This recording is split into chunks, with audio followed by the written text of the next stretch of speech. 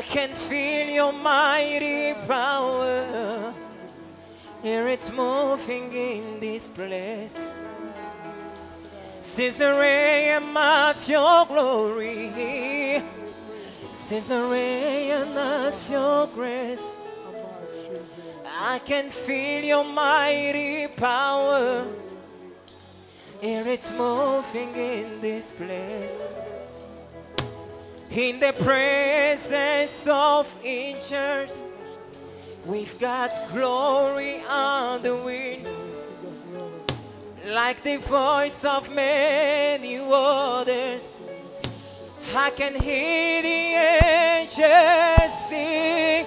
Everybody sing, holy, holy, holy. Sing, holy, holy. Sing, holy, holy, holy, holy. Holy, holy, holy, holy. Jesus, you are holy, Lord. Nobody can like you, Lord. Nobody can touch me like you do, Lord. Nobody can hear me like you do, Lord. I worship you today, Lord. I worship you today. We worship you today, Lord. We worship you. We worship you today. We worship you today. We worship you today, Lord. Take all the glory, Lord. Father, you are worthy. Worthy, Lord. Worthy. Worthy, Lord. Lord, you are worthy. You are worthy, Lord. Today you are worthy, Lord. You are worthy, Lord. You are worthy, Lord. You are worthy, Lord. Worthy. You are worthy, Lord. You are worthy, Lord. Père, nous t'élevons. Père, nous célébrons le nom de Jésus. Nous célébrons le nom de Jésus. Nous célébrons le nom de Jésus. Nous célébrons le nom de Jésus. Nous célébrons le nom de Jésus. La Bible déclare tout ce que les visages découverts. Nous regardons comme dans un miroir la gloire du Seigneur. Et nous sommes transformés en même gloire. Père, nous sommes transformés à ton image éternelle, Dieu. Thank you, Lord. Thank you, Lord. The Bible says that this word is truth and worthy of all acceptation. Christ Jesus come to the world to serve the man with I am the sheep. Thank you, Lord. Thank you, Lord. Thank you, Lord. We worship you today. You are holy.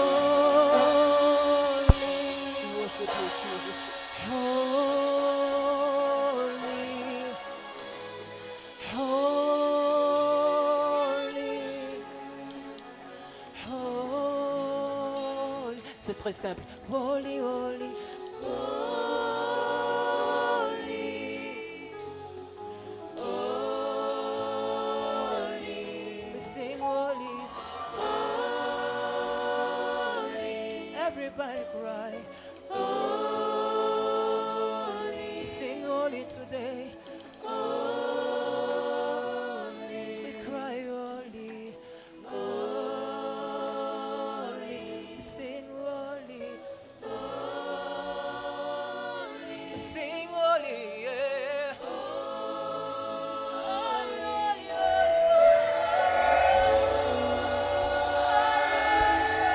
Merci Seigneur.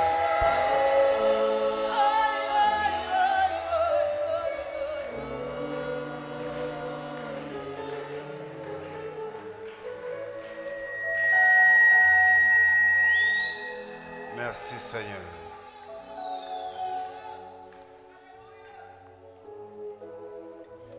Cette vision où Dieu révéla le bruit des anges d'une multitude qui criait vers Dieu. Et ça ressemblait au bruit d'une grande multitude d'eau. Et quand il s'est approché, il a entendu que ce n'était pas des bruits, Tous les anges disaient, tu es saint, tu es saint, tu es saint.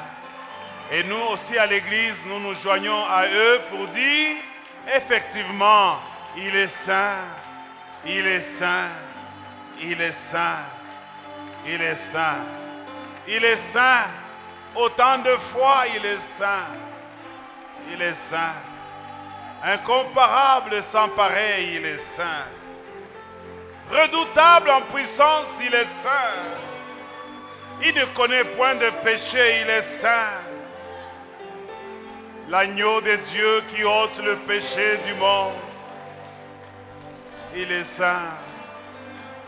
Il est saint. Jésus, tu es saint. Tout celui qui connaît la sainteté de Jésus, qu'il s'élève et qu'il acclame, parce qu'il est le seul. Il est le seul. Il est le seul qui est digne de recevoir les acclamations pour sa sainteté. Pour sa sainteté. Pour sa sainteté. Jamais homme n'a vécu autant d'années sans avoir péché. Il est même descendu sur terre, les lieux du péché. Il a vaincu le péché. Il a vaincu le péché, Jésus. Là où tout le monde est tombé, là où les grands sont tombés, mais lui, il est sorti vainqueur. Nous aussi, ce matin, nous disons, Jésus, tu es saint, tu es saint, tu es saint, tu es saint. Merci, merci Seigneur. Que Dieu vous bénisse. Asseyez-vous. Que Dieu vous bénisse. Vous savez, quand vous reconnaissez la sainteté de Dieu, c'est une façon pour vous de dire à Dieu que moi je ne suis pas comme toi. Ça veut dire que je ne peux pas me tenir devant toi. Toi seul es saint. Je ne peux pas prétendre un seul instant que moi aussi je suis saint. Toi seul es saint. Maintenant, dans son amour et dans sa grâce, il est capable de t'approcher de lui et de te sanctifier. C'est lui qui nous sanctifie, ça veut dire il nous rend aussi des saints comme lui, malgré que nous ne les méritons pas. Jésus, tu es vraiment merveilleux. Nous te dirons incessamment merci, parce que tu es au-dessus de tous les humains. Que Dieu vous bénisse. Bonne année à tous, meilleurs vœux. Je vous salue au nom de Jésus, que Dieu vous bénisse. Et je voudrais parler rapidement là, dans deux passages que je vais lire dans la Bible, 2 Corinthiens chapitre 3 verset 5, nous lirons également 1 Colossiens chapitre 1er le verset 12. Je dis nous allons lire deux passages, le tout premier c'est 1 Corinthiens chapitre 3 le verset 5, les suivants c'est Colossiens chapitre 1er le verset 12. Je vais lire la parole du Seigneur au nom de Jésus-Christ. Je suis dans 2 Corinthiens chapitre 3, le verset 5. Je lis la parole du Seigneur. Ce n'est pas à dire que nous soyons par nous-mêmes capables de concevoir quelque chose comme venant de nous-mêmes. Notre capacité, au contraire, vient de Dieu. Ceci est le passage clé pour tout celui qui voudrait comprendre la capacitation divine. C'est ce passage ici qui donne toutes les explications à ce sujet. Il dit, ce n'est pas à dire que nous soyons par nous-mêmes capables de concevoir quelque chose comme venant de nous-mêmes. Nous ne sommes pas capables de concevoir, nous ne sommes pas capables de faire quelque chose. Nous sommes incapables. Au contraire, notre capacité vient de Dieu. Alors Dieu va nous capaciter cette année afin de nous permettre de faire des choses que nous n'étions pas par nous-mêmes capables de faire. Parce que nous étions incapables. C'est lui qui nous rendra capables. C'est ça la capacitation. Dieu te rendra capable. Colossiens chapitre 1er verset 12. Rendez grâce au Père qui vous a rendu capable d'avoir part à l'héritage des saints dans la lumière. Rendez grâce au Père qui vous a rendu capable d'avoir part à l'héritage des saints Celui qui rend capable le premier, c'est Dieu. Il nous a rendus capables d'avoir part à l'héritage des saints dans la lumière. Et puis, nous, à notre tour, nous devons aussi lui rendre grâce. Parole du Seigneur au nom de Jésus-Christ. Bien-aimés dans le Seigneur, je commençais justement par vous souhaiter les meilleurs vœux et bonne année à vous tous et que cette année soit pour vous une année de beaucoup de bénédictions. Et je voudrais vous dire que cette année doit être une année où chacun de nous doit se mettre à la disposition de Dieu pour que Dieu puisse nous capaciter en vue de pouvoir faire des choses que nous n'avons pas réussi à faire par nous-mêmes. Alors je vous invite au nom de Jésus-Christ, tous, si nous aimons vraiment Dieu, de retenir ces trois choses que je vais vous dire aujourd'hui. Et je souhaiterais que ces trois choses nous accompagnent tout le long de l'année. Pourquoi? Parce que c'est sur base de ces trois choses que nous allons fonder tout ce que nous allons faire le long de cette année. Ça sera vraiment une année un tout petit peu particulière. Une année où nous allons beaucoup travailler dans tous les départements. Nous allons faire des grands changements. Une année où nous allons permettre à Dieu de nous faire atteindre des niveaux que nous n'avons jamais atteints. Quand je dis nous, je te vois toi aussi, pour que Dieu puisse faire de toi ce que tu n'as jamais été jusqu'ici. C'est ça la capacitation divine. Alors par contre, l'erreur serait de penser que comme c'est une nouvelle année et que nous pouvons mener notre vie tranquillement en achetant de nouveaux habits. J'ai vu ça le premier. J'étais sorti comme après la veillée, nous sommes rentrés à la maison, j'ai dormi jusqu'à 14h, 15h. Je me suis réveillé, je ne sais pas, je devais aller faire quoi quelque part. Je suis sorti et je ne suis pas allé très loin de chez moi. Mais qu'est-ce que j'ai constaté? Il y avait beaucoup de gens en cours de route avec de nouveaux habits, surtout les enfants. Et même j'ai vu des familles entières, papa, maman, enfants habillés proprement avec des nouveaux habits. Ce qui n'est pas mauvais. Mais vous devez comprendre, chers bien-aimés dans le Seigneur, que considérer la bonne année ou la nouvelle année comme étant la possibilité de renouveler notre garde-robe, ce qui n'est pas mauvais, mais ce n'est pas ça la bonne année. La bonne année, ce n'est pas avoir mangé bien à la maison avec toute sa famille, avoir partagé un bon repas avec des amis, ce n'est pas ça la bonne année. Une nouvelle année ne veut pas dire que nous devons déménager de notre maison où nous étions des locataires pour aller vivre maintenant dans notre maison que nous avons construite, pour dire voici, nouvelle année, nouvelle habitation. Une nouvelle année, ce n'est pas non plus le fait que vous avez changé carrément vos fréquentations ou vous avez changé d'église pour dire que c'est ça une nouvelle année. Non, non, non. Une nouvelle année, moi je pense que nous devons tous la comprendre plutôt dans le sens où nous devons à chaque année qui passe avoir un esprit nouveau ou un nouvel esprit. Quelqu'un me donne un bon amen? Quand nous vous donnons les thèmes de l'année, l'objectif que nous poursuivons, c'est de vous permettre de créer en vous un autre esprit, un nouvel esprit qui vous permettra de vivre des changements dans votre vie. Les vrais moments de joie que nous devons avoir, c'est d'échanger, de voir les grands changements s'opérer dans notre vie. Il y a beaucoup de gens aujourd'hui, les années passent, mais la vie qu'ils mènent, c'est toujours la même vie. Même quand il dit bonne année, bon, il est dit parce que tout le monde dit, mais en réalité, il sait qu'il aura affaire aux mêmes problèmes, aux mêmes situations, aux mêmes défis, aux mêmes difficultés que l'année passée. À quoi vous sert-il de passer d'année en année si vous demeurez avec les mêmes problèmes, les mêmes conflits? Vous avez toujours les mêmes querelles.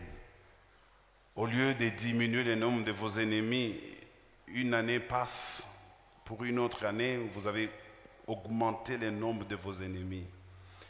Au lieu de diminuer le nombre de problèmes que vous avez, chaque année qui passe, vous voyez vos problèmes continuer à grandir.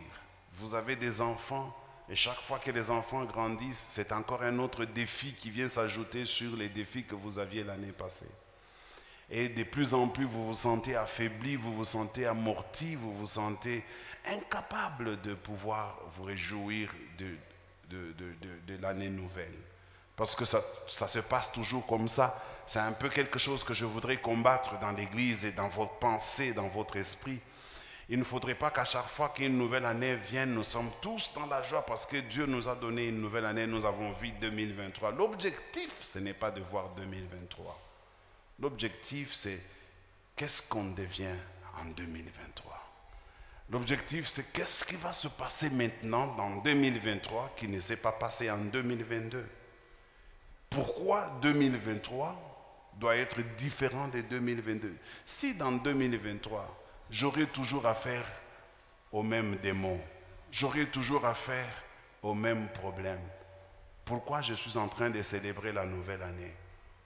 Et pourtant, si tu ne finis pas les problèmes que tu as, les problèmes sont en train de se développer.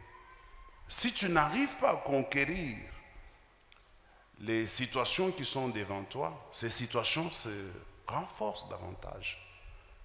C'est pourquoi Dieu, je le comprends très bien quand il dit que cette année, pour vous, Bread of Life, il va vous capaciter. Ça veut dire, il voudrait vraiment que votre vie puisse changer. Il voudrait que vous puissiez être capable de changer littéralement votre vie. Il ne viendra pas vous capaciter pour que vous puissiez augmenter vos habits dans votre garde-robe. Il ne viendra pas vous capaciter pour que vous puissiez acheter une nouvelle voiture. Ce qui est bien, ce qui d'ailleurs il fera. Mais l'objectif principal que Dieu est en train de poursuivre, quand il te donne encore une nouvelle année, c'est qu'il veut te voir dans ta meilleure dimension. Il veut te voir dans une nouvelle forme, dans une forme améliorée. Il veut te voir dans un aspect dans lequel personne ne t'avait encore découvert. Parce que l'ancien toi que tout le monde connaît n'est pas en train de plaire à Dieu. Dieu est en train de préparer un autre toi. Un toi qui fera la fierté des dieux. Un toi qui fera en sorte que même toi-même, tu te réjouiras de la vie que Dieu t'a donnée. C'est à ce moment-là que les années qui passent deviendront des années de bonheur, des années de prospérité. Alors je vais développer 3 points rapidement qui vont nous aider à comprendre qu'est-ce que Dieu va faire avec nous cette année de la capacitation divine. La première chose que Dieu va faire avec nous, c'est celle que j'ai appelée les actions de grâce. Les actions de grâce. Vous savez, de plus en plus, celui qui veut que Dieu puisse les capaciter, il doit essentiellement et même obligatoirement réaliser des choses que Dieu est en train de faire. L'ancien Simon nous a posé cette question, je ne sais pas s'il a repris ça au deuxième culte, mais au premier culte, il nous a dit, est-ce que tu peux prendre janvier 2022, décembre 2022, qu'est-ce qui s'est passé dans ta vie? Nous n'avons pas souvent le temps de faire le bilan, le temps de nous asseoir sans murmure, sans nous agiter, sans musique, sans que quelqu'un soit à côté de nous, seul. Nous regardons seulement depuis janvier jusqu'au 31 décembre. Qu'est-ce qui est différent? Qu'est-ce qui s'est ajouté? Qu'est-ce qui s'est passé dans ma vie? Est-ce que je me suis amélioré par rapport aussi, c'est moi qui ajoute, à l'année 2021? Est-ce que tu as été dans une grande révélation de toi en 2022, mieux qu'en 2021? Quel est le plan que tu as pour 2023 afin de t'améliorer davantage? Dieu ne nous laisse pas les années, il ne nous laisse pas accéder dans de nouvelles années simplement parce qu'il nous aime. Il nous laisse accéder à de nouvelles années parce qu'il attend plus de nous.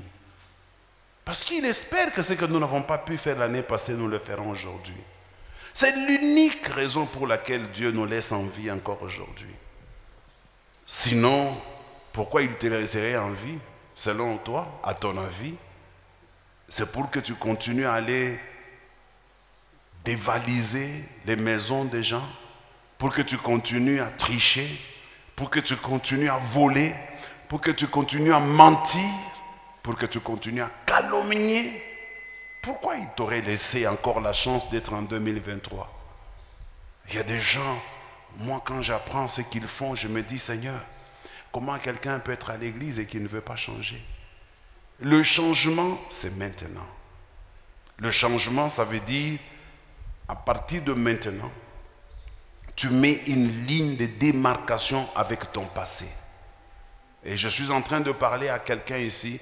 Je voudrais que ma parole puisse pénétrer ton esprit pour que tu prennes des grandes décisions qui vont te permettre de démarquer carrément ton passé et ton présent. Il faut changer. Et le vrai changement commence à l'intérieur de nous.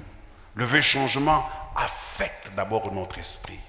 Et c'est là que le travail va se passer. C'est là que Dieu va vraiment travailler dans cette année de capacitation. Parce que l'homme, il n'est pas ce que nous voyons à l'extérieur. L'homme, il est ce qui n'est pas visible, ce qui est à l'intérieur de lui. C'est pour cela que vous comprendrez Dieu quand il dit, vous les hommes, vous regardez à ceux qui frappent le regard. Mais moi, Dieu, je regarde au cœur. Comment voir le cœur? Le cœur est invisible. Le cœur est caché. Comment est-ce qu'on peut le voir? C'est ça, le cœur qui est aussi appelé l'esprit. Parce que vous savez, il y a toujours une confusion jusqu'aujourd'hui. Il y a une confusion entre, il y a même des écoles qui se sont créées entre la composition de l'homme. Il y en a qui disent que l'homme est composé de 3 parties, c'est ce que vous connaissez, corps, âme et esprit. Il y a d'autres qui disent que non, l'homme est composé de 2 parties, ça veut dire le corps et l'esprit. Parce qu'il y a toujours une grande difficulté que l'on trouve de différencier la séparation entre l'âme et l'esprit. Toujours très compliqué. Les deux sont tellement très proches et très confus, tels que les gens n'arrivent pas à les discerner. Mais il n'y a que la parole de Dieu qui peut faire cette différenciation, parce que la Bible dit, la parole de Dieu est une épée tranchante, plus tranchante qu'une quelconque épée, qui peut séparer jointure et moelle, âme et esprit. Ça veut dire, avec la parole de Dieu, nous croyons que l'homme est tripartite. Alors, maintenant, le changement dans la vie de l'homme s'effectue à ces niveaux-là, au niveau de séparer l'âme et l'esprit. Parce que quand on dit en réalité dans l'homme, c'est l'esprit, ça veut dire ce que ton esprit a déjà emmagasiné, c'est ce qui te fait toi. Et ton esprit conduit ton cœur, et plutôt conduit ton corps, ton esprit. Tout homme est conduit par son esprit. Maintenant, ce que tu fais avec ton corps, conduit par ton esprit, crée ce qu'on appelle le domaine des émotions, le domaine des sentiments, ce qu'on appelle l'âme. Ou autrement dit, le cœur. Pas le cœur qui bat ici. C'est une expression pour parler de l'âme. Le cœur de l'homme, l'âme. Quand on dit le cœur de l'homme est tortueux, on veut parler de l'âme. Parce qu'à ce niveau-là, on dit que l'âme de l'homme se trouve dans le sang. Et pourtant, l'appareil qui fabrique le sang, c'est le cœur. Celui qui les purifie et qui nous donne du sang. Donc, c'est à ce niveau-là que je voudrais que nous puissions comprendre un détail très important, que même la parole de Dieu que je vous donne là, il faut qu'elle soit logée dans votre esprit. Je ne veux pas que la parole de Dieu soit logée dans votre corps, encore moins dans votre âme. Je veux qu'elle soit logée dans votre esprit. Parce qu'en réalité, dans l'homme, c'est l'esprit. Que votre esprit ordonne à votre vie de changer. Moi, je crois que l'esprit de l'homme est fort. L'esprit de l'homme est capable d'apporter de grands changements dans la vie de l'homme. L'esprit de l'homme est même capable d'influencer les sentiments de l'âme, les sentiments du cœur. C'est pourquoi, en cette année, je voudrais que chacun de nous commence premièrement par dire merci à Dieu. Pourquoi? Parce que le fonctionnement même de ton corps est un mystère. La manière que le sang circule dans ton corps, tu ne sais même pas que le sang est en train de circuler. Tu ne le gères pas, tu ne peux pas le réguler. Mais il y a quelqu'un qui gère ça. Il suffit qu'il y ait un simple accident dans la circulation sanguine. Tu connais ce qu'on appelle AVC. AVC veut dire accident cardiovasculaire. Ça veut dire il y a un accident dans la circulation sanguine, quelque chose qui ne s'est pas bien passé. Et ça fait que quelqu'un a l'AVC. Mais si tu n'en as pas maintenant, ce n'est pas parce que tu manges bien. Ce n'est pas parce que tu bois beaucoup d'eau. Ce n'est même pas parce que tu dors assez ou parce que tu fais du sport. Si tu te sens encore bien maintenant, il y a quelqu'un qui est à la base de cela. Il y a quelqu'un qui veille sur ça.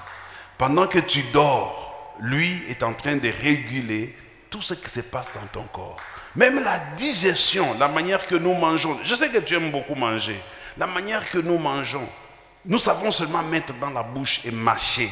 Après, nous avalons. Mais le reste, comment ça se fait dans le ventre là? Regarde le nombre de foufous, la quantité de foufous qui est déjà passé par ta bouche. C'est des sacs et des sacs que tu as déjà mangé. Des sacs. Camion. Que Dieu vous bénisse. Alors, mais comment ça se passe dans le ventre? Comment ça fait que ça sort? Quand ça ne sort pas, quand ça bloque, on t'amène à l'hôpital. Tout ça, il y a quelqu'un qui prend soin de ça. C'est pourquoi la première des choses que nous devons faire, c'est de reconnaître qu'il y a un Dieu quelque part qui est en train de tout réguler, qui est en train de tout contrôler. Ça, c'est l'attitude de quelqu'un qui doit reconnaître ses limites. C'est un enseignement que je donnais mercredi pour ceux qui étaient là. Quand j'ai commencé à enseigner sur la capacitation divine, j'ai dit la première chose que l'homme doit mettre en tête, c'est de connaître quelles sont ses limites. Tu ne pourras jamais apprécier ce que Dieu fait dans ta vie si tu n'as pas encore commencé à comprendre quelles sont tes limites. C'est à partir de ce moment-là que tu comprendras ce que Dieu est en train de faire dans ta vie. À partir du moment que tu ne connais pas tes limites, tu ne sauras pas apprécier ce que Dieu fait. J'ai dit ceci au premier culte. Écoutez-moi bien. Entre ce que l'homme est capable de faire naturellement, je l'avais aussi un peu expliqué le mercredi, entre l'homme, ce qu'il est capable de faire naturellement, ses capacités naturelles, ses limites naturelles, et ce que Dieu fait dans notre vie, la frontière, elle est tellement difficile à déceler que l'homme, s'il ne fait pas attention, il tombe dans l'orgueil. Il tombe dans ce qu'il commence à penser que c'est lui, c'est mon effort, c'est mon intelligence, c'est ma capacité. Je suis capable de faire ça. C'est moi qui réalise ça. C'est moi qui accomplis ça. Et il aime bien qu'on vienne l'acclamer pour ce qu'il a fait. Parce que c'est toujours difficile de déceler à quel niveau tu as été limité, à quel niveau Dieu t'a complété. C'est comme ça que, bien aimé dans le Seigneur, je dis, la première étape qu'il faut faire, il faut s'humilier devant Dieu, reconnaître qu'il fait beaucoup, beaucoup plus que nous ne l'imaginons. C'est comme ça que le texte que nous avons lu avec vous, il commence par dire celui de 2 Corinthiens chapitre 3, le verset 5. J'aime beaucoup ce passage-là parce qu'il est très profond. Écoutez comment il commence. Il commence par dire, ce n'est pas à dire que nous sommes capables par nous-mêmes de concevoir quelque chose comme venant de nous-mêmes. Donc, il n'est pas question de penser que toi et moi, nous sommes capables de concevoir quelque chose comme venant de nous-mêmes. Même si aujourd'hui, tu dis, bon, c'est toi qui as choisi ton épouse que tu as là-bas. En réalité, ce n'est pas toi. C'est Dieu qui a choisi pour toi. Parce que tu n'avais pas de capacités. Tu étais limité. Tu pouvais tomber sur n'importe qui. Vous savez, aujourd'hui, il y a des gens qui sont mal tombés. Qui sont tombés sur des personnes très bizarres. Je voudrais ici condamner ce que Dieu m'a révélé. Que le diable, cette année, il est en train de planifier beaucoup de cas de divorce. Non pas seulement dans notre église, mais dans beaucoup de foyers, même en dehors de l'église. Dieu m'a révélé cela. Et je condamne cela au nom de Jésus-Christ. Pourquoi? Parce que les gens pensent que c'est eux qui décident, que c'est eux qui orientent, que c'est eux qui font tout, c'est eux qui sont... Vous n'êtes rien, mes amis. Vous n'êtes rien. C'est Dieu qui fait toutes choses par vous. C'est lui qui vous rend capable même d'aller à la maternité et de sortir avec un bébé. Ce n'est pas par votre force ni par votre vouloir. Ce matin, on vient de m'informer qu'un de mes cousins, sa femme s'est accouchée hier. Et puis, elle est entrée dans le coma. Et ce matin, elle est décédée. Toi, tu la dépasses en quoi? Et pourtant, tu viens aussi de la maternité il y a quelque temps. Pourquoi toi, tu t'en es sorti? Tu veux dire que tu es plus saint ou plus juste que la personne qui est partie? C'est pourquoi je dis mon premier point, action de grâce. Nous devons être reconnaissants pour tout ce que Dieu fait pour nous. Sincèrement, tu n'as pas mal fait d'acclamer le Seigneur. Et continue à l'acclamer encore. Oui, parce que des choses qu'il fait, ça dépasse notre entendement. Ça dépasse notre compréhension. C'est simplement extraordinaire. Et Dieu, il aime bien que vous soyez conscient de ce qu'il fait. Alors le diable, lui, par contre, il travaille pour vous arracher cette prise de conscience. Il voudrait vous faire croire que c'est vous. Il voudrait que vous soyez autocentrique, que vous pensiez que c'est vous, si vous n'aviez pas fait. Même au travail, si on vous apprécie, on dit que vous faites bien votre travail et le diable viendra à la fin te dire, tu vois, tu es capable par toi-même.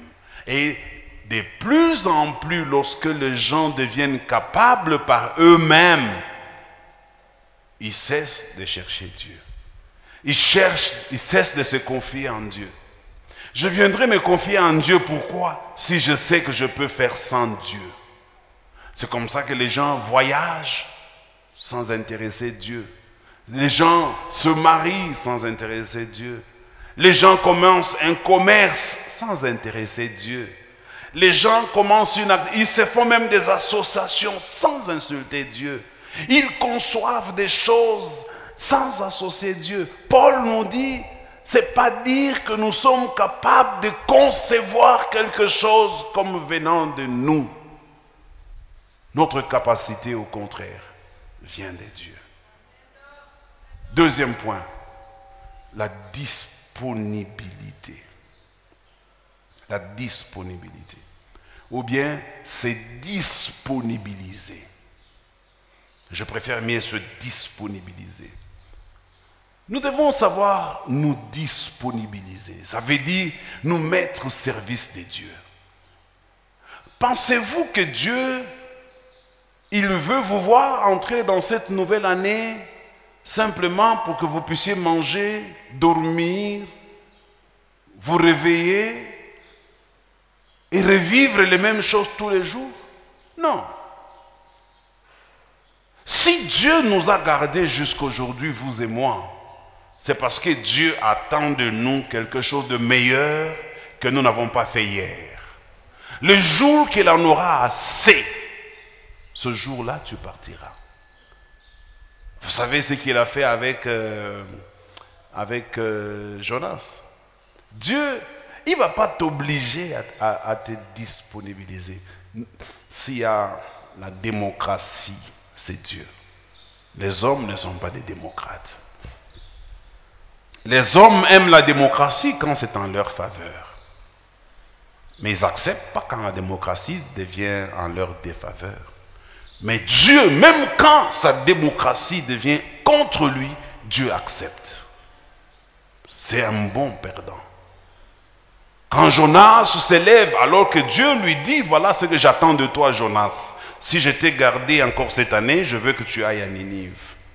Mais quand lui s'élève, il dit, non, je vais aller ailleurs. Je ne vais pas aller à Ninive. Il décide d'aller là où lui il veut.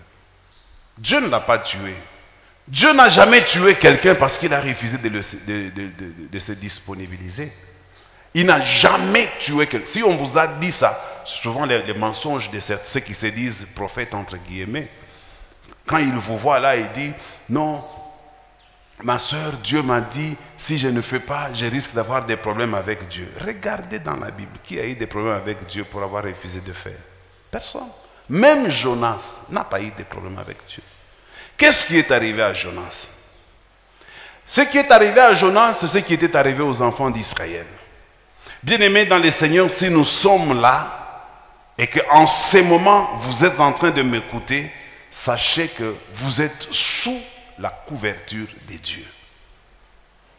Tu sors, tu ne connais aucun accident, tu rentres, même si tu connais un accident, tu te relèves parce que tu es dans la couverture de Dieu. Un jour, Dieu a dit aux enfants d'Israël, quand ils ont été rebelles, lorsqu'il les a envoyés pour prospérer les pays de Canaan, quand ils sont revenus, vous savez la parole que Dieu leur avait dite? Vous saurez ce que c'est que d'être privé de ma présence. Je n'aime pas que Dieu dise ça à quelqu'un. Tu sauras ce que c'est que d'être privé de la présence de Dieu. N'accepte jamais d'être privé de la présence de Dieu. À cause de la privation de la présence de Dieu, ils ont fait 40 ans dans le désert. 40 ans. Jonas, quand il a refusé de faire la volonté de Dieu, il a voulu faire sa propre volonté. Dieu l'a laissé, mais il lui a retiré sa présence. La présence de Dieu nous protège. La présence de Dieu nous oriente. La présence de Dieu fait de nous ce que nous sommes. Et ça empêche au diable de nous atteindre. Ça empêche à tous les démons de se jouer de nous. Rien que sa présence. Même si Dieu ne t'a pas encore donné une maison, même s'il ne t'a pas encore donné une voiture, même si tu n'as pas encore un mariage, mais sa présence sur toi empêche à quiconque de mettre la main sur toi. Et pour preuve, dès que Dieu a retiré sa main sur Jonas, les vautours sont venus tout autour de lui. Tu sais combien de gens sont en train de te réclamer aujourd'hui? Tu sais combien de temps sont en train de grincer les dents sur ta vie, mais ils ne peuvent pas t'atteindre. Tu es comme un cancrélat dans une bouteille transparente où le coq est en train de piquer, mais il n'arrive pas à atteindre le cancrélat. Et dans la bouteille, le cancrélat est tranquille parce qu'il sait que le coq ne parviendra jamais à m'atteindre ici. Et Dieu dit, ce qu'il y a entre mes mains, personne ne peut le toucher. Ce qu'il y a entre mes mains, personne ne peut le ravir de ma main. Mais dès qu'il retire sa main dans ta vie, à ce moment-là, tu deviens la proie de tous ceux qui t'ont toujours cherché sans t'avoir trouvé. Tous ceux qui se sont battus plusieurs fois pour te faire du mal, mais qui n'ont jamais réussi à t'atteindre. Tu penses que ton problème que tu as là-bas, maintenant, là, qui te fait pleurer, c'est Dieu qui t'a déjà privé sa présence? Non, non, non, non, non. Tu n'as pas encore une idée de ce que veut dire être privé de la présence de Dieu. Malgré les problèmes que tu traverses, je te rassure, Dieu est encore avec toi. Dieu peut permettre que nous puissions passer par des épreuves. Il peut permettre que nous puissions connaître des problèmes. Rappelez-vous de David. David, qui est l'homme selon le cœur de Dieu, il n'a pas eu une vie exemplaire. David a eu une vie de tourment, une vie d'inquiétude, d'incertitude, une vie de peur. À tout moment, je ne sais pas comment David dormait. Il devait dormir aux aguets, tout en attendant que quelque chose peut lui arriver à tout moment. L'homme, selon le cœur de Dieu. C'est comme ça que quand vous écoutez les psaumes de David, il est en train de dire à Dieu, c'est toi qui me préserves de la colère de mes ennemis. C'est toi qui fais en sorte que mes ennemis ne m'atteignent pas. Bien-aimés dans le Seigneur, disponibilisons-nous entre les mains de Dieu. Vous savez, moi aussi j'ai été à un moment donné dans la même situation que vous. J'avais du mal à me rendre disponible à Dieu. J'ai souffert pour vraiment me disponibiliser entre les mains de Dieu. Parce que je réfléchissais en me disant, si je me disponibilise entre les mains de Dieu, qu'est-ce que je deviendrai? Parce que l'homme, en général, il aime faire des choses qu'il maîtrise. Il aime être dans l'environnement qu'il peut expliquer et faire des choses qu'il maîtrise. Si vous mettez l'homme dans un environnement où il perd le contrôle, il se sent en insécurité. L'homme aime être en sécurité dans sa propre maison. C'est comme ça que tu verras, si tu as déjà l'occasion de voyager, les jours que tu voyages et que tu dois passer une nuit dans une autre maison à laquelle tu n'es pas habitué, tu as d'abord peur et tu as du mal à fermer les yeux. Pourquoi? Parce que tu te sens en insécurité, parce que tu ne maîtrises pas l'endroit où tu te trouves. Mais quand tu retrouves ta maison, peut-être même ta maison est plus insécurisée que là où tu avais beaucoup d'inquiétudes. Mais puisque tu es habitué, tu connais la fenêtre, tu connais la porte, tu connais l'issue, alors là tu peux dormir tranquillement. Pourquoi? Parce que l'homme est habitué à une vie qu'il a déjà maîtrisée. Ce fut le cas aussi de Pierre. Lorsque Jésus va l'appeler sur la mer de Tibériade, lorsque Jésus marcha sur l'eau, et que Pierre plutôt en le voyant, il va crier avec les autres, « Au secours, nous périssons, il y a un fantôme !» Et quand le Seigneur lui a dit, « Non, ce n'est pas un fantôme, c'est moi. » Pierre a dit, « Si c'est toi, ordonne que je vienne vers toi. » Il a dit, « Pierre, viens. » Et dans son courage, il est sorti de la barque. Et il a commencé à marcher. Mais au fur et à mesure qu'il avançait, Pierre a réalisé qu'il allait vers un monde inconnu, un monde qu'il ne maîtrise pas bien. C'est comme ça qu'il n'a pas voulu continuer. Parce qu'il s'est dit, mais qu'est-ce que je suis en train de faire là? Ça, je ne maîtrise pas très bien. Je maîtrise être dans la barque. Je maîtrise être sur la terre ferme. Mais je ne maîtrise pas pour aller plus loin, marchant sur l'eau. Et il a directement cherché un confort auquel il est habitué. Et moi je dis, nous devons fermer les yeux. Nous devons tendre la main à Dieu. Accepter qu'il nous amène où il veut. Qu'il fasse de nous ce qu'il veut. Qu'il transforme nos vies comme il entend. Je vous garantis que ta vie entre les mains de Dieu, il n'y a pas meilleure sécurité que ça. Ta vie sous contrôle divin, il n'y a pas mieux que ça sur la terre. Ton bureau, ton chef, ton compte bancaire, toutes ces choses-là ne sont pas de vraie sécurité. La vraie sécurité, c'est quand Dieu te tient à la main et qu'il est en train de te conduire. Comprenez David quand il dit, « L'Éternel est mon berger, je ne manquerai de rien. Il me conduit vers des eaux paisibles.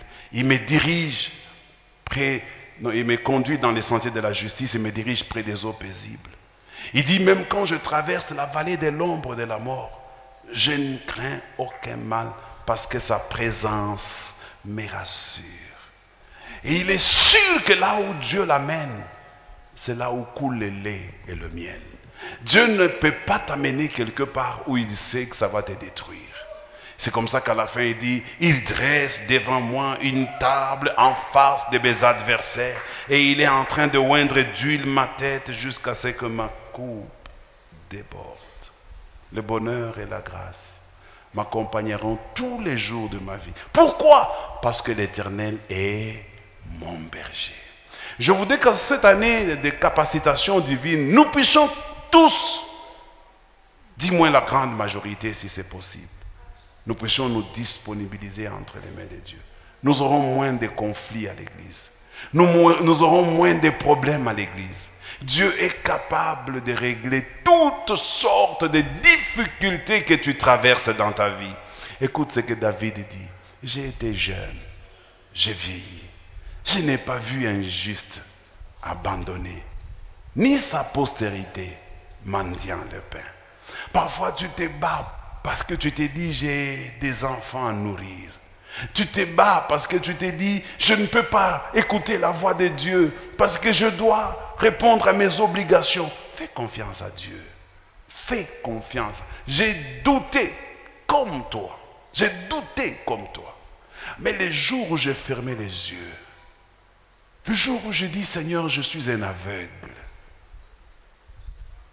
deviens celui qui me dirige.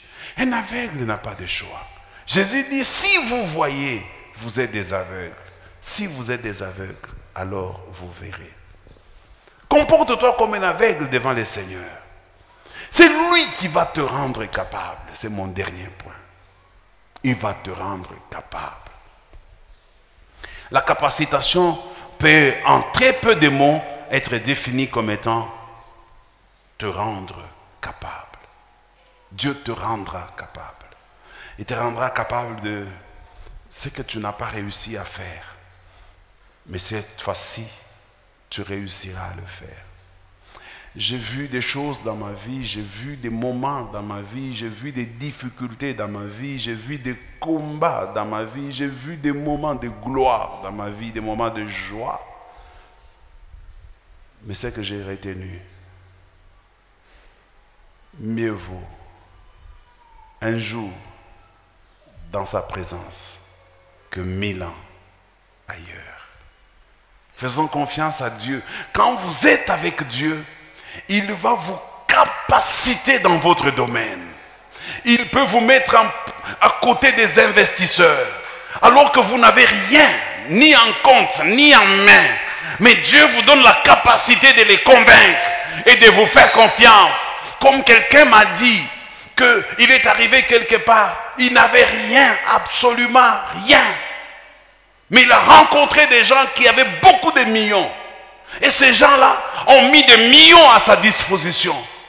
Maintenant, lui, quand il les voit, il leur pose la question de savoir pourquoi vous mettez tout cet argent à ma disposition. Et ces gens lui disent, nous-mêmes, nous ne comprenons pas. En te regardant seulement, nous sentons que nous pouvons te faire confiance.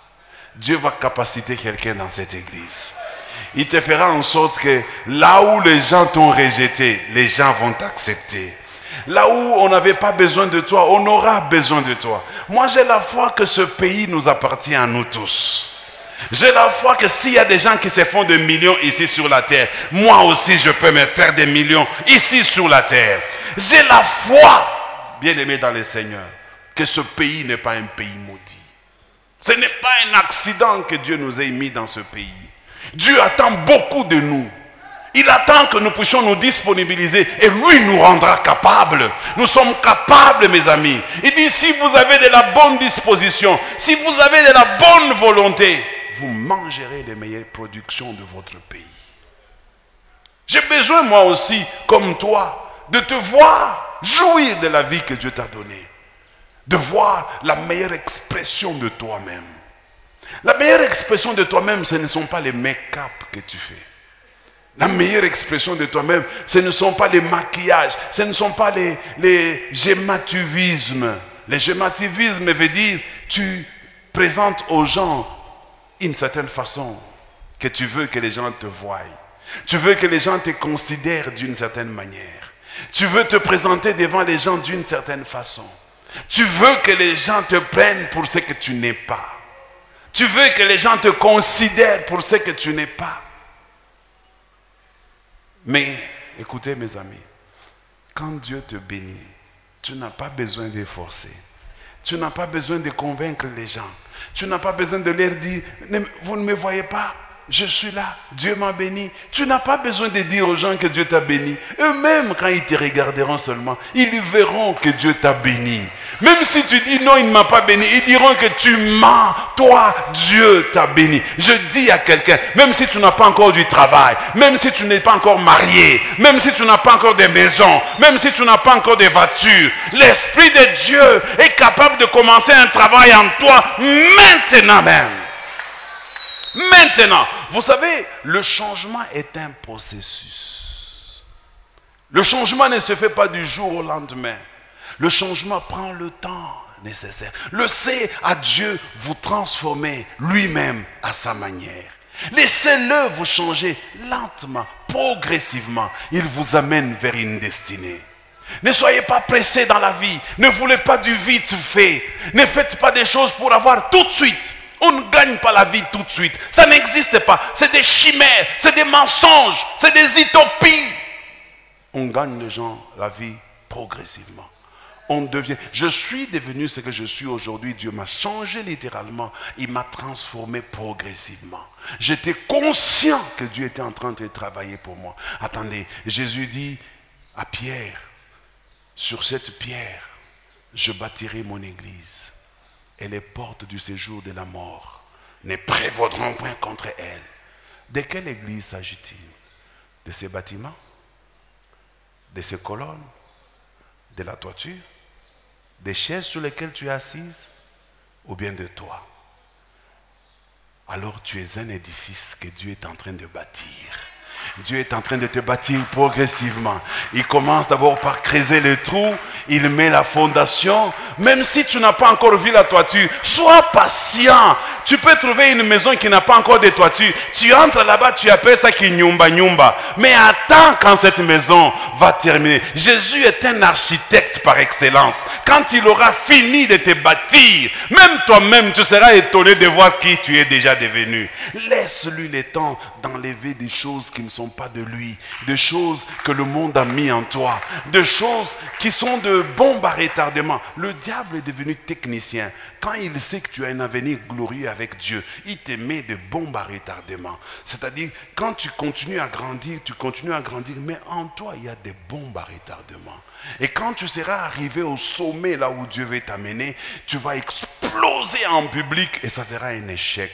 Mais alors Dieu veut d'abord enlever toutes les bombes à retardement que le diable a mis en toi, sans que toi-même tu t'en rendes compte. C'est pourquoi je ferme les yeux, je dis, Seigneur, rends-moi capable. Je veux te suivre partout où tu me diras. Fais de ma vie ce que tu voudras. Quelqu'un me donne un bon amen en acclamant le Seigneur.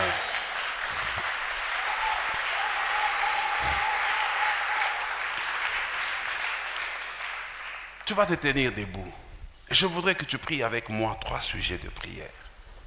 C'est la première semaine de 2023. Il y a encore beaucoup de semaines devant toi.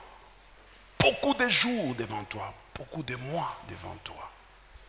Je ne veux pas que cette année ressemble à l'année passée pour quelqu'un. Même pour moi, je ne veux pas que 2023 ressemble à 2022. Même si dans 2022 j'ai réalisé quelque chose, mais en 2023 j'ai besoin de faire plus. Parce qu'un changement est un processus. Je ne peux pas m'arrêter dans ma progression. Je ne peux pas stopper ma progression.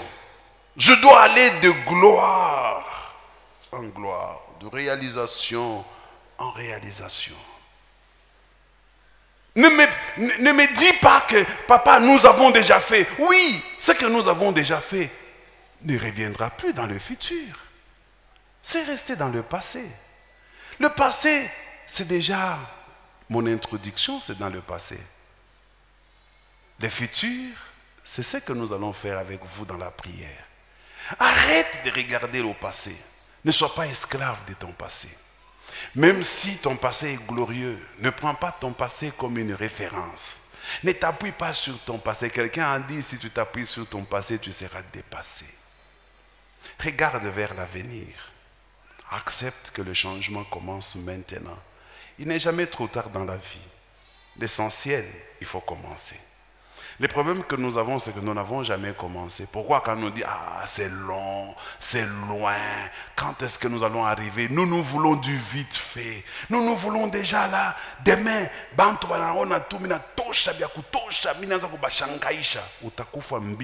de la même manière que cette histoire est venue. C'est pourquoi les gens meurent aujourd'hui en catastrophe. Parce qu'ils sont pressés, ils veulent à tout prix. Tu es encore jeune fille, tu habites chez tes parents, mais tu veux avoir iPhone 14. Dis-moi, on est où là? Ça c'est quel monde ça? Ton papa n'a même pas iPhone 1. Toi tu veux avoir iPhone 14. Dans quel monde on est? Surtout les filles. Aujourd'hui, si tu n'as pas iPhone, c'est comme si tu n'existais pas. Papa, iPhone c'est quoi? En achetant un iPhone, tu enrichis les gens qui fabriquent iPhone.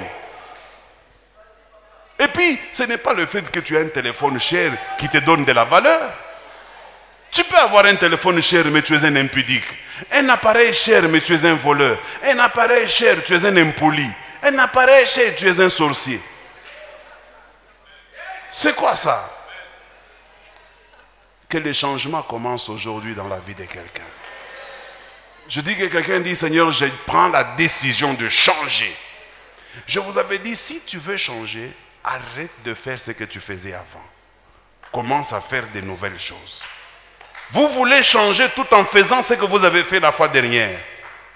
Vous ne réussirez pas. Je vous invite au changement. La capacitation divine va vous aider dans ce changement-là. Par vous-même, vous n'êtes pas à mesure, mais Dieu vous rendra capable. Alors voici le premier sujet de prière. Je veux que chacun de nous dise à Dieu merci pour toute espèce de choses, bonnes ou mauvaises, qui te soient arrivées. Dis merci à Dieu. Que ce soit un deuil qui t'est arrivé, dis merci à Dieu. Parce que derrière chaque chose, il y a quelque chose que Dieu prépare. Même si j'ai perdu l'être le plus cher, il y a toujours quelque chose qui vient. Moi, j'ai perdu mon père. Mon père était tout pour moi. Je me confiais beaucoup en lui. Et je croyais beaucoup en lui. Et quand il est mort, j'étais convaincu que c'était fini pour moi.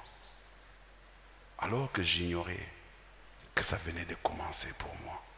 Parce qu'il y a certaines choses certaines personnes dans notre vie, tant qu'ils sont là, ils seront pour nous des distractions. Mon père a été une distraction pour moi. Il y a certaines personnes dans ta vie qui sont des distractions. Alors je veux que tu dises, Seigneur, chaque minute que tu m'as donnée, chaque semaine que j'ai, je vais apprendre maintenant à te dire merci. Je vais apprendre à te faire des actions de grâce. Je vais apprendre à glorifier ton nom. Je ne serai plus indifférent pour ce que tu fais pour moi. Tout ce que Dieu veut de toi, c'est que tu réalises ce qu'il est en train de faire pour toi.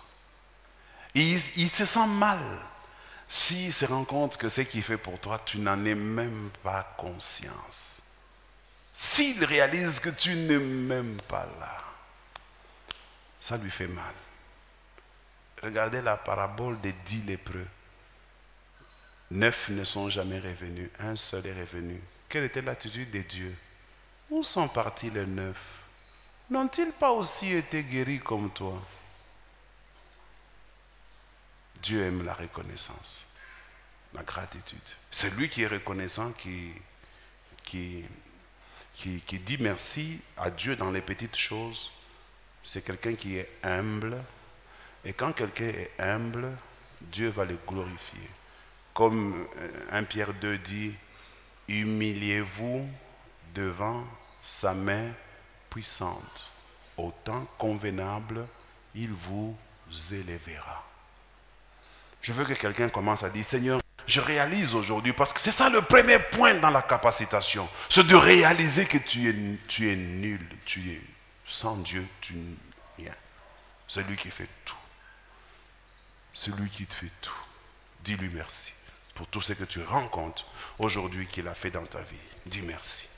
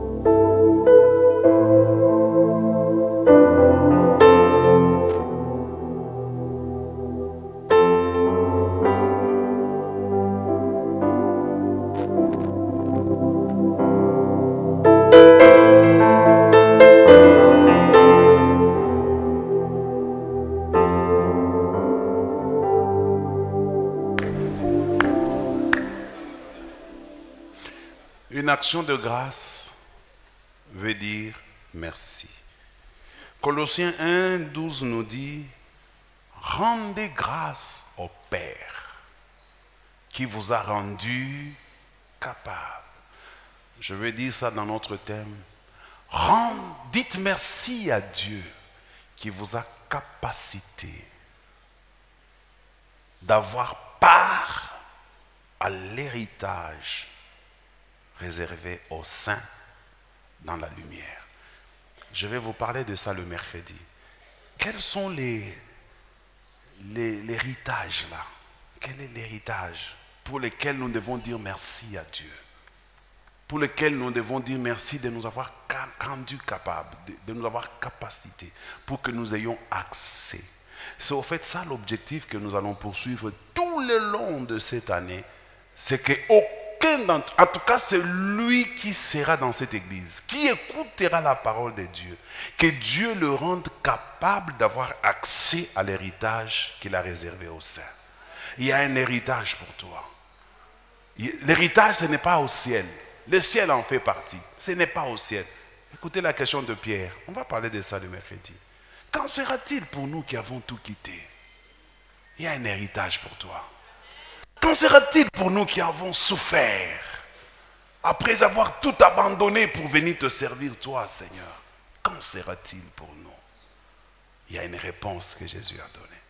Alors je vais la deuxième chose que, maintenant que tu as dit merci à Dieu, la deuxième chose que je veux que tu dises à Dieu, rends-moi capable maintenant. Viens, je me rends disponible. I surrender to you, Jesus. I give my life to you, God. Show me your way. Dieu connaît un chemin. S'il te fait passer par ce chemin-là, comme les gens sont habitués à dire que tu as touché au fétiche, ils diront que tu as touché au fétiche. Il dit même dans le désert, il peut tracer un chemin. Même dans un pays où tout le monde est en train de se battre à gauche et à droite, Dieu va tracer un chemin pour quelqu'un. Il va tracer un chemin. Et même si les gens ne viennent pas te visiter, les gens ne connaissent même pas ton adresse, même les pasteurs, même les serviteurs, ils ne viennent même pas te visiter chez toi.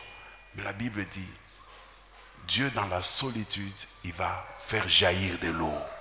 C'est que l'eau, c'est quelque chose qui attire les gens. Si les gens ne sont pas encore venus chez toi, bientôt, tu les verras de manière exagérée. Ne te plains pas. Ne te plains pas. Ça va venir. Je vais dire aussi à quelqu'un, tu as constaté que les gens, quand ils te regardent, ils pensent que toi, tu as un grand travail, tu as beaucoup d'argent. Ils te demandent même des montants que toi-même tu dis, mais c'est que cette personne, quand elle me regarde là, elle me voit moi avec ces montants-là, alors que tu n'as même pas les 1 centième de ce qu'elle te demande.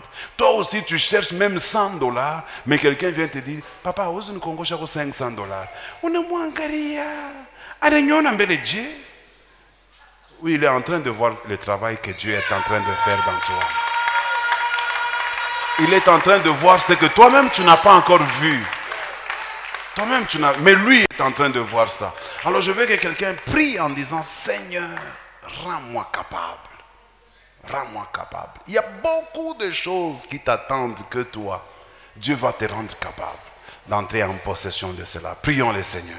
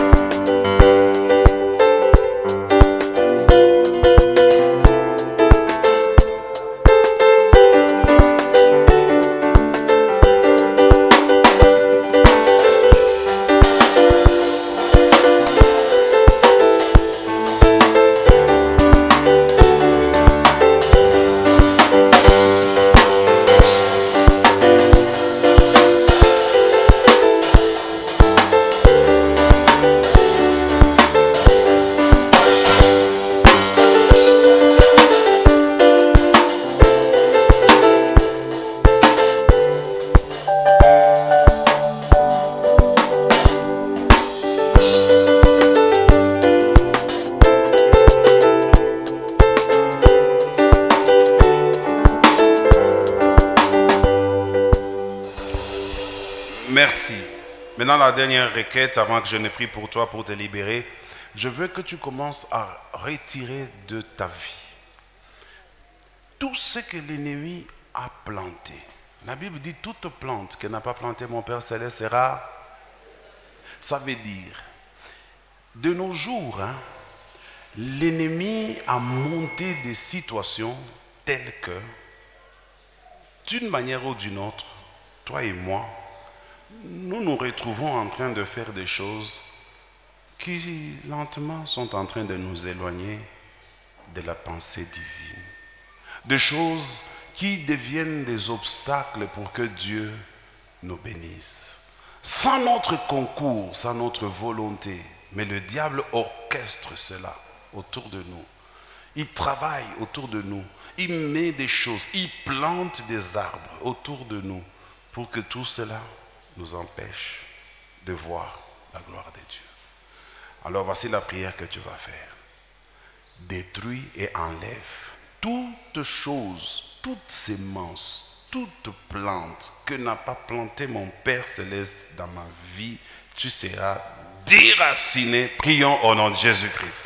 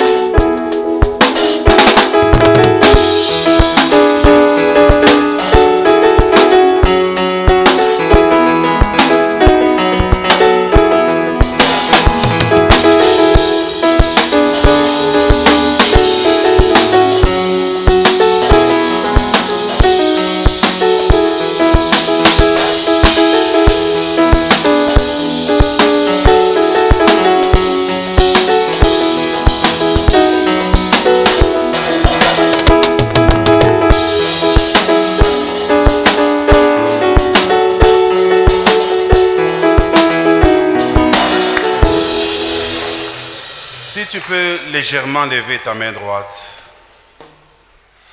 Père Tout-Puissant, je vais prier pour quiconque a en ce moment sa main droite légèrement levée. Je vais prier pour lui afin que tu puisses réellement le capaciter. Autrement dit, afin que tu puisses renforcer ses capacités. Je voudrais, éternel Dieu des armées, que à la sortie de ces cultes, celui qui était en train de pleurer de ce que la vie a fait de lui, en sortant de ces cultes, qu'il réalise tout simplement que tout ce qu'il a fait, tout ce qu'il a perdu, ce sont des enseignements que Dieu a mis à sa disposition en rapport avec là où il est en train de l'amener. Je voudrais, éternel Dieu des armées, que nos échecs ne deviennent plus des sujets de lamentation. Je voudrais, éternel Dieu des armées, que nos pertes ne soient pas fatales, mais plutôt que nous puissions commencer à espérer qu'avec toi, nous allons réussir. Je suis en train de prier pour cette église. J'ai besoin de voir des gens forts et des femmes fortes. Et je les veux dans cette église. Je veux que tu élèves des généraux. Je veux que tu élèves des capitaines. Je veux que tu élèves des excellences. Je veux que tu élèves des personnes qui seront élevées en dignité. Et quand il y aura des réunions organisées dans cette ville, et qu'on a besoin de gens qui sont influents, que des gens de cette église se retrouvent autour de cette table, même à 5, même à 4. Je voudrais que Bread of Life s'impose dans cette ville. Alors capacite-nous, éternel Dieu des armées, rends-nous capables dans le nom de Jésus, pour nous permettre avec toi de faire des exploits et que nous puissions simplement regarder la rétribution que tu vas réserver aux méchants. Nous voulons rendre cette église une église capable, une église en mesure d'une église compétente. Éternel Dieu, tu nous as révélé en semaine que dans la capacitation, il y a 3 dimensions. La première, tu nous as dit, tu vas nous rendre capables d'être en mesure de contenir tout ce que tu vas planifier pour nous. Si petits que nous sommes, tu nous rendras capables. La deuxième chose, tu as dit, tu nous donneras des moyens. Tu feras en sorte que nous soyons capables, par ce que tu mettras à notre disposition, de changer notre environnement. Et tu as dit aussi, tu nous rendras capables de réclamer nos droits et de jouir de ce que l'ennemi nous avait privé pendant longtemps. Parce que tu nous capaciteras désormais à entrer en possession de cela. Je déclare et je décrète dans la vie de ton église, tout ce qui nous avait été refusé autrefois, maintenant que cela nous soit accordé au nom de Jésus-Christ. Tout ce que nous ne pouvions pas faire l'année passée, rends-nous capables en affectant notre esprit et que nous soyons capables de les accomplir avant la fin de cette année. Et je prie dans le nom de Jésus-Christ, tout celui qui n'était pas à mesure et que la fonction, l'appel, la révélation devant lui était plus grand que lui, disponibilise-le, rends-le capable, éternel Dieu, de contenir cette capacité qui lui permettra de réaliser de grandes choses. J'ai la foi et la certitude, Seigneur, que dans cette église, les gens réussiront. Ah, c'est pourquoi nous te disons merci, en t'acclamant comme tu le mérites. Merci, Seigneur. Voici à présent, allons dans la paix du Seigneur, que Dieu vous bénisse.